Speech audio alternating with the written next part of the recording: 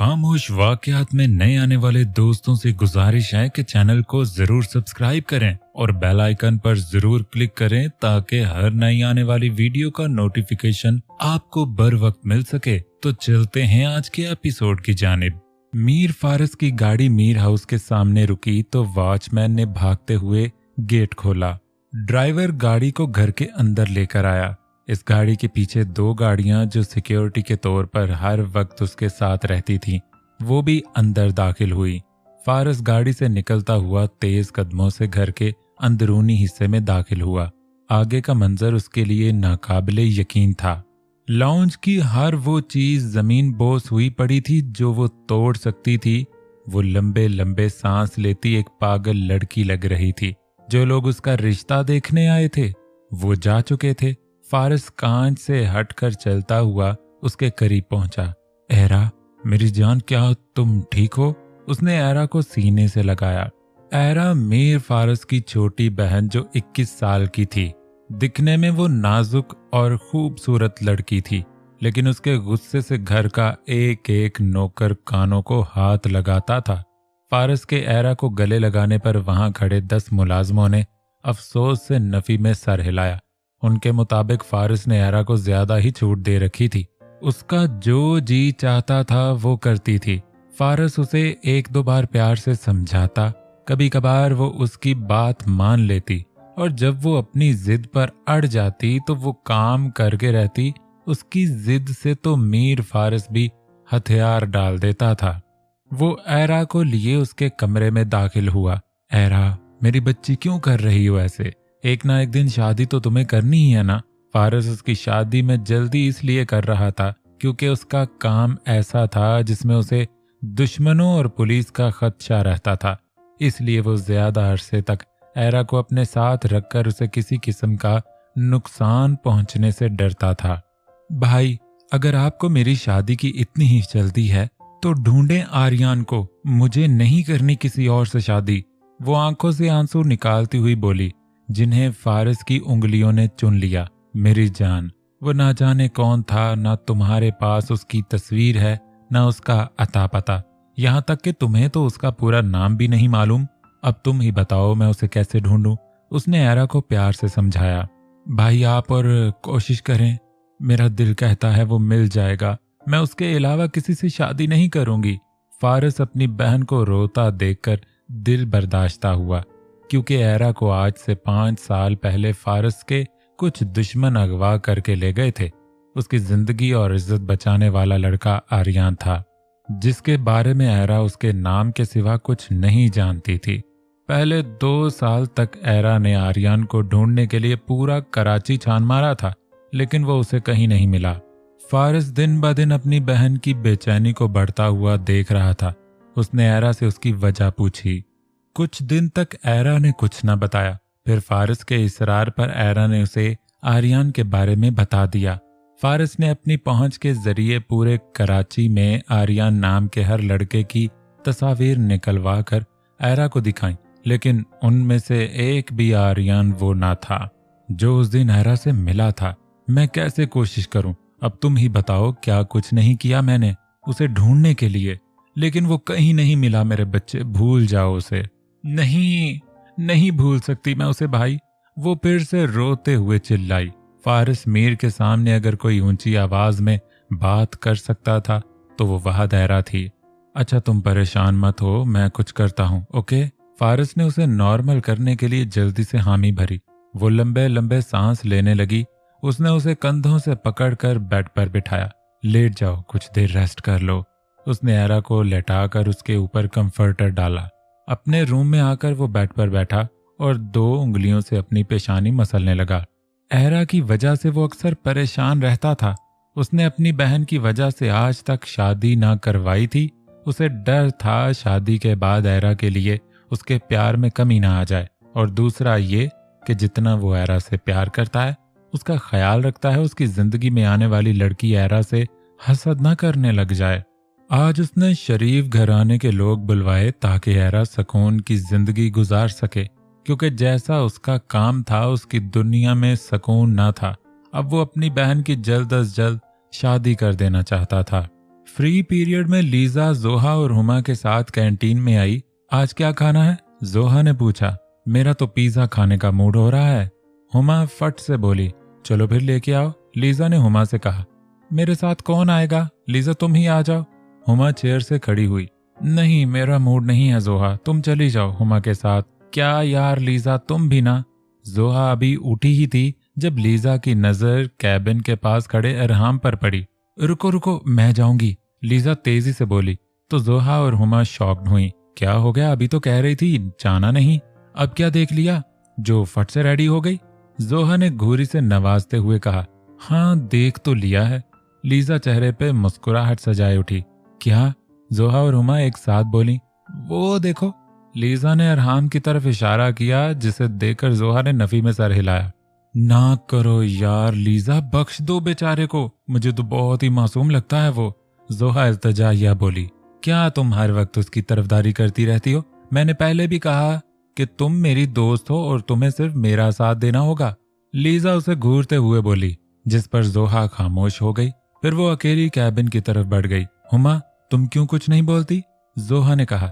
मैं क्या बोलूं यार, तुम्हें मालूम तो है कि लीजा एक बार जो ठान ले वो करके रहती है। वो कंधे उचकाते हुए चेयर पर बैठी। मुझे एक पैक पिज्जा चाहिए, वो कैबिन के पास जाकर बोली। अरहाम उसकी आवाज को पहचान गया था, लेकिन जानबूझकर उसकी तरफ नहीं देखा। ये बात लीजा को खटकने लगी कि वो उसे इग्नोर कर रहा है। अरहाम? आखिर उसने खुद ही उसे मुखातिब कर लिया। अरहाम ने खामोश नजरों से उसकी तरफ देखा। हमारी कंपनी ज्वाइन करोगे? लीजा ने अपने टेबल की तरफ इशारा किया। अरहाम ने वहां देखे बगैर नफी में सर हिलाया। सॉरी। लीजा दांत पीसने लगी। उसे वो कुछ ज्यादा मगरूर लग रहा था। अरहाम ने कॉफी का कप उठाया और एक चेयर पर जाकर बैठा। उसने टेबल पर बुक रख कर खोली। लीजा पिज्जे का पैक पकड़कर पांव पटकती हुई अपने टेबल पर आई। वो खा जाने वाली नजरों से अरहाम को देख रही थी। क्या हुआ? इतनी तपी हुई क्यों हो? हुमा ने पूछा। यार, ये लड़का अपने आप को पता नहीं क्या समझता है, कोई शहजादा नहीं है ये, और इसका एटीट्यूड तो देखो जरा। वो चबा चबा कर बोली। शहजादा तो नहीं है, लेकिन शहजादे से कम भी नहीं है। जोहा दांतों तले लब लेती हुई बोली। अच्छा जी, इतना ही हैंडसम लगता है तो प्रपोज क्यों नहीं कर देती उसे? लीजा उसे घूरते हुए बोली। कर तो दूं, लेकिन वह मानेगा नहीं, खासा शरीफ लड़का लगता है। जोहा ने हंसते हुए कहा। जोहा, तुम चुप कर रही हो या मैं मारूं तुम्हारे सर में कुछ? लीजा चिल्लाई। उफ, क्या हो गया तुम दोनों को? सब हमें देख रहे हैं, चुप कर जाओ मेरी बहनों। हुमा ने दोनों के सामने हाथ जोड़ते हुए कहा। क्या मतलब है? क्यों ये उसकी इतनी तारीफ करती है? लीजा दांत पीसते हुए बोली। जोहा, तुम्हें पता तो है लीजा का। यार एक तरफ हो जाओ प्लीज, हुमा ने तंग आकर कहा। Okay okay, I am really sorry मेरी जानू, अब मैं तुम्हारी साइड पर हूँ, ओके। जोहा ने लीजा के चिक्स खींचे, जिस पर लीजा मुस्कुराने लगी। रात 5 बार शावर लेने के बाद अलाया को कुछ सुकून हुआ। वो फजर के वक्त सोई थी। 11 बजे उसकी आंख खुली तो वो उठकर बैठी। उसे काफी थकावट का एहसास हो रहा था। वो फ्रेश होकर नीचे आई तो महावीरा लाउंज में बैठी टीवी देख रही थी। गुड मॉर्निंग, कैसी रही पाकिस्तान की पहली रात? महावीरा ने मुस्कुराते हुए पूछा। इससे पहले अलाया को जवाब देती आर्यन बाहर से लाउंज में दाखिल हुआ। उसकी नजरें अलाया से टकराईं। अलाया के चेहरे पर साफ साफ लिखा था कि उसने रात कैसे गुजारी, कि उसके फेस एक्सप्रेशन से आर्यन ने दांतों तले लब दबाया। आर्यन को देखकर अलाया को यूं लगा जैसे दाल में कुछ काला है। क्या हुआ अलाया बेटा? महावीरा ने सकते में खड़ी अलाया से पूछा। जी कुछ नहीं आंट, रात अच्छी गुजर गई, उसने कहा तो आर्यन ने अपनी हंसी दबाई। तुम्हें किस खुशी में हंसी आ रही है? महावीरा ने आर्यन को घूरी से नवाजते हुए पूछा। कुछ नहीं मॉम, मोबाइल पर फनी वीडियो देख रहा हूँ, उसने फट से झूठ बोला। अलाया, तुम सो रही थी तो मैंने तुम्हें जगाना मुनासिब नहीं समझा। हम सब ने नाश्ता कर लिया है और तुम्हारा नाश्ता मैं लगवा देती हूँ। अच्छा किया आपने नहीं जगाया, अभी ही तो सोई थी अलाया, आर्यन शरारत भरे लहजे से बोला। क्या मतलब है तुम्हारा? महावीरा को हैरत हुई। पूरी रात उनके कमरे की लाइट ऑन रही है, इसका मतलब यही है ना कि ये रात भर सो न सकी। उसने दांतों तले लब दबाते हुए अलाया को देखते हुए कहा। क्या कह रहा है ये? क्या तुम वाकई ही पूरी रात नहीं सोई? महावीरा ने उससे पूछा। नहीं आंट, मैं लैपटॉप पर काम कर रही थी तो वैसे ही नींद आ गई, इसलिए लाइट ऑन रह गई। उसने आखिरी अल्फाज आर्यन को देखकर चबाते हुए बोले थे। ओह अच्छा। आर्यन, तुमने तो मुझे परेशान ही कर दिया था, महावीरा ने उसे डांटते हुए कहा, जिस पर वो अपनी हंसी दबाने लगा। अलाया को दिल ही दिल में आर्यन पर गुस्सा आ रहा था। वो उसे क्या समझ रही थी और वो क्या निकला था, न जाने किस बात का बदला ले रहा था। अरहाम सो रहा था जब उसके ख्वाब में लीजा की नीली आंखों का मंजर गर्दिश करने लगा। बड़ी बड़ी नीली आंखें जिनके ऊपर सियाह पलकों की घनी झालर थी। वो एकदम से उठा और लाइट ऑन की।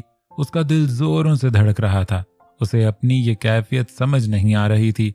अरहाम, तुम ठीक तो हो? लाइट ऑन होने की वजह से फैसल की आंख खुली। उसने परेशान बैठे अरहाम की तरफ देखकर पूछा।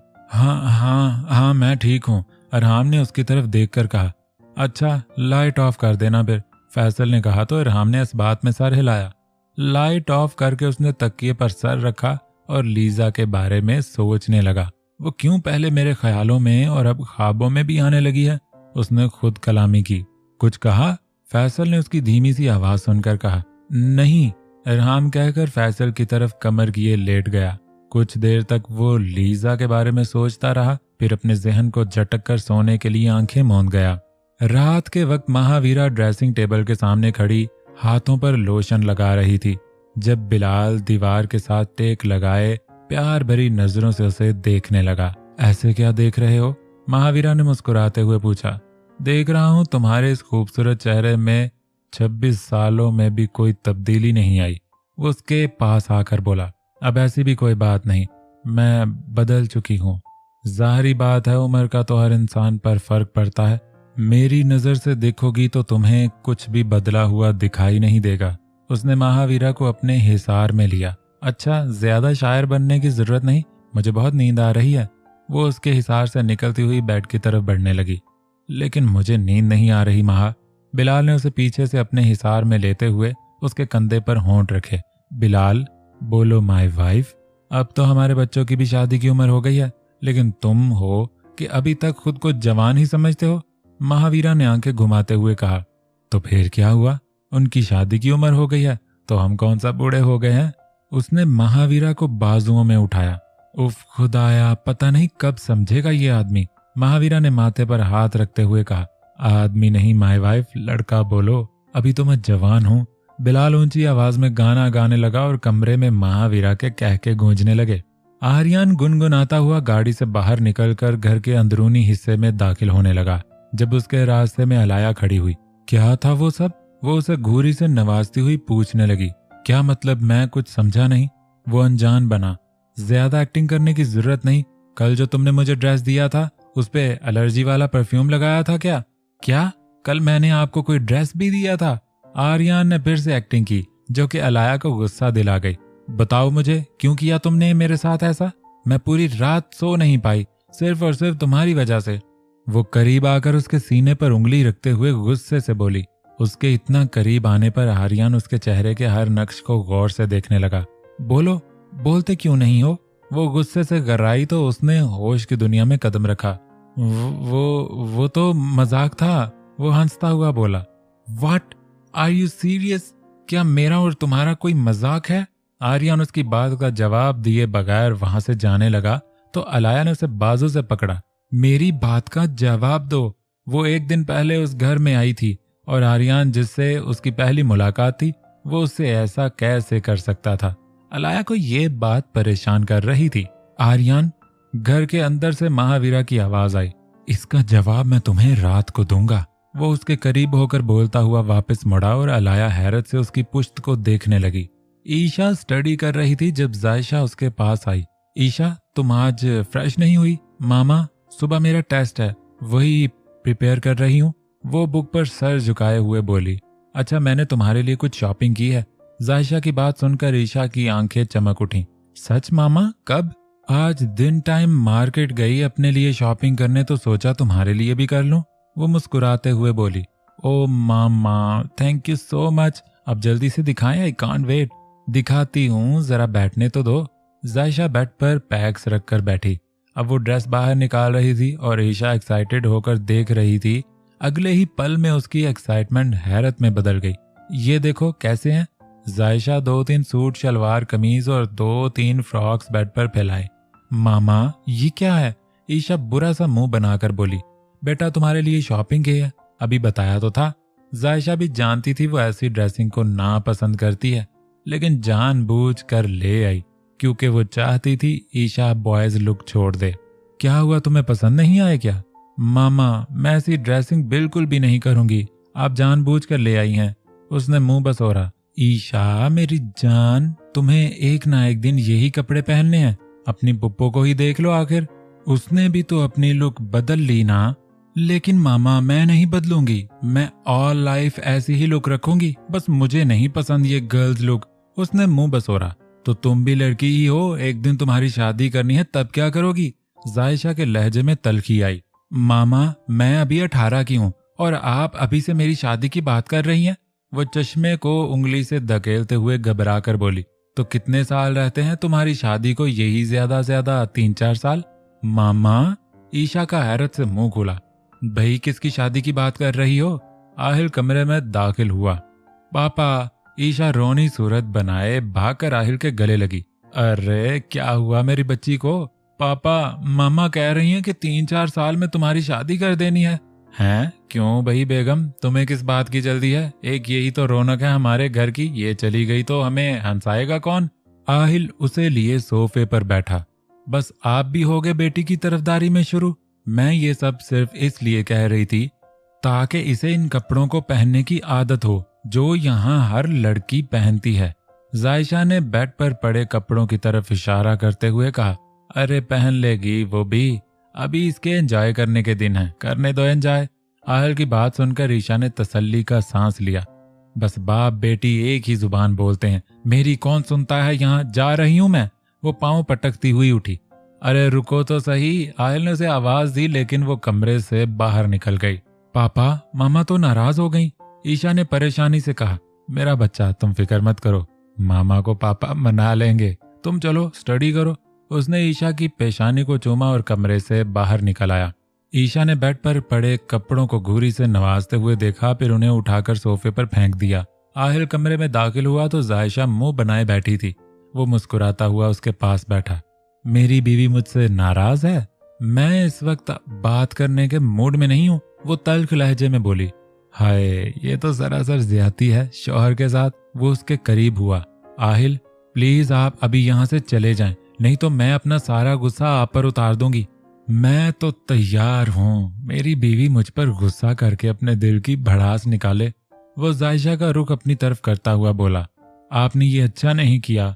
जायशा का लहजा नर्म हुआ। मेरी जान परेशान क्यों होती हो? शादी के बाद वो अपनी ड्रेसिंग चेंज कर देगी। अगर उसने तब भी ना की तो शादी जिंदगी में होने वाली कोई मामूली तब्दीली नहीं है, हर इंसान पर उसका असर पड़ता है। तुम फिक्र नहीं करो, सब ठीक होगा। वैसे भी अभी वो बहुत छोटी है और तुम हो कि अभी से उसकी शादी की फिक्र करने लगी हो। माँ हूं, उसकी फिक्र तो होगी ना, जब टाइम आया तब फिक्र कर लेना। अभी तुम्हारे सामने तुम्हारा शौहर है जो तुम्हारी फिक्र के लिए काफी है। तुमने मुझे पूछा भी नहीं कि कुछ चाहिए कि नहीं। उसने मुंह बसोरा। ओ सॉरी आहिल, आपको कुछ चाहिए क्या? हाँ चाहिए, एक अदद किस। वो शरारत से बोला तो जायशा ने उसे कंधे पर पंच मारा। ये आदतें आपकी कब बदलेंगी? मैं नहीं बदलने वाला मेरी जान। वो उसे लेटाकर उस पर हावी हुआ। अलाया कब से आर्यन का रूम से बाहर आने का इंतजार कर रही थी, लेकिन वो बाहर आने का नाम नहीं ले रहा था। उसे आर्यन पर शदीद गुस्सा आ रहा था क्योंकि उसने रात को उस मजाक की वजह बताने का कहा था और खुद अब कमरे में बंद था और वो कब से लॉन में चक्कर काटती उसके निकलने का इंतजार कर रही थी। आर्यन, उसने दांत पीसते हुए कहा और गुस्से से घर के अंदरूनी हिस्से में दाखिल हुई। उसने तेज कदमों से सीढ़ियां अबूर की और बिना नॉक किए उसके कमरे में घुस गई। कमरे में लैंप की मध्यम रोशनी थी। आर्यन शर्ट लेस बिस्तर पर बैठा लैपटॉप यूज कर रहा था। अचानक दरवाजा खुलने पर उसने सामने देखा और अलाया उसे दूसरी बार इस हालत में देखकर बिना नॉक किए अंदर घुसने पर पछता रही थी। उसने लैपटॉप को शट डाउन किया और चलता हुआ उसके करीब आया। रात के इस वक्त कोई बिना नॉक किए अंदर आता है क्या? वो उसके बिल्कुल करीब खड़ा होकर बोला।